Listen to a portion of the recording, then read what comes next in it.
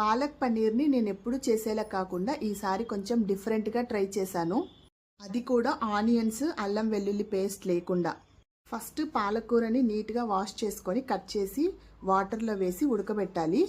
ఇది ఉడికేలోపు ఒక మిక్సీ జార్లో టొమాటో, పచ్చిమిర్చి, కొన్ని జీడిపప్పులు వేసి మెత్తగా పేస్ట్ లాగా గ్రైండ్ చేసి పెట్టుకోవాలి. ఇప్పుడు ప్యాన్లో ఆయిల్ వేసి హీట్ అయ్యాక గ్రైండ్ చేసి పెట్టుకున్న టొమాటో పేస్ట్, ఉప్పు, కారం, పసుపు వేసి ఫ్రై చేయాలి. తర్వాత ఉడకబెట్టుకున్న పాలకూరను కూడా మిక్సీ జార్లో వేసి మెత్తగా గ్రైండ్ చేసుకొని ప్యాన్లో వేసుకొని కొంచెం వాటర్ వేసి దగ్గర పడిన తర్వాత గరం మసాలా, ధనియాల పొడి వేసి కట్ చేసి పెట్టుకున్న పన్నీర్ క్యూబ్స్ కూడా యాడ్ చేయాలి. కొంచెం పన్నీర్ని ఇలా తురిమి వేసుకుంటే చాలా బాగుంటుంది. మా పాపకి నేను రెగ్యులర్గా చేసే కర్రీ కంటే ఈరోజు చేసిందే బాగా నచ్చిందంట. ఎప్పుడు చేసినా ఇలాగే చేయమని చెప్తుంది. మీకు కూడా నచ్చితే ఒక లైక్ చేయండి అండ్ సబ్స్క్రైబ్ చేసుకోండి. ఉంటాను. Bye bye.